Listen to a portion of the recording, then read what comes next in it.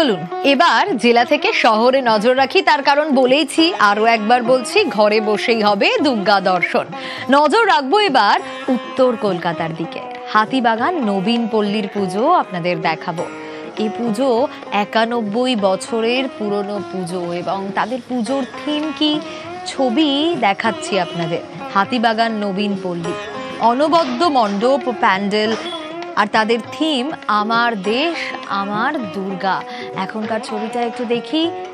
সুস্মিতা রয়েছে আমার সঙ্গে। সুস্মিতা, অত্যন্ত প্রাসঙ্গিক তাদের এই পুজোর থিম আমার দেশ আমার দুর্গা, কিভাবে ফুটে উঠেছে? অবশ্যই প্রাসঙ্গিক সোনিয়া, তার কারণ পুজোর মাঝেও আমাদের দেশের ইতিহাস, আমাদের দেশের স্বাধীনতা সংগ্রামে মহিলাদের, নারীদের ভূমিকা, সেই ভূমিকাটাও কোথাও যেন ভুলে না যায় মানুষ।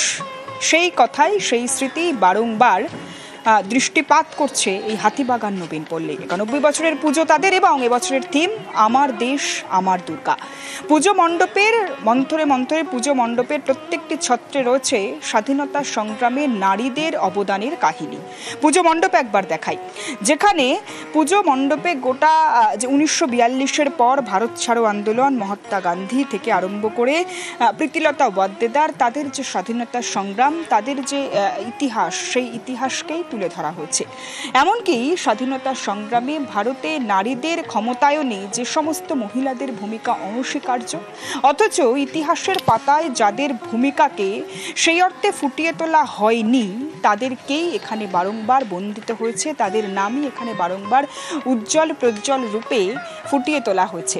শিল্পীর হাতে, শিল্পীর কলমে, তার সঙ্গে সামঞ্জস্য রেখে মাতৃপ্রতিমা, সেই মাতৃপ্রতিমাও দৃষ্টিনন্দন এবং কোথাও গিয়ে সেই মাতৃপ্রতিমা এবং তার সঙ্গে থিম, এই ইতিহাসকে আরও একবার ঝালিয়ে নেওয়ার তাগিদেই 1942-এর ভারত ছাড়ো থেকে আরম্ভ করে তার পরবর্তী সময়ে একাধিক আন্দোলন, সেই আন্দোলনে নারী ক্ষমতায়ন, নারীদের ভূমিকা, নারীদের অবদান, সেই অবদানকে ঝালিয়ে নিতেই সাধারণ মানুষের ভিড়ও চোখে পড়ার মতো পঞ্চমীর সকাল। সেই সকালে গোটা উত্তর কলকাতা, দক্ষিণ কলকাতা শহর জেলায় যে ছবিটা দেখা যাচ্ছে, ভিড় এড়াতে এবং পুজোয় বৃষ্টির ভ্রুকুটি যাতে কোনোভাবে একদমই, কারণ প্রত্যেকে টেনশনে রয়েছে যে এই বৃষ্টি চলে আসবে না তো, একটু ঠাকুরটা আগে ভাগে দেখে নিই যাতে বৃষ্টি না হয়, এবং সে কারণেই তো সকাল 9টায় এখনো ঠাকুর দেখা চলছে। বেশ সুস্মিতা।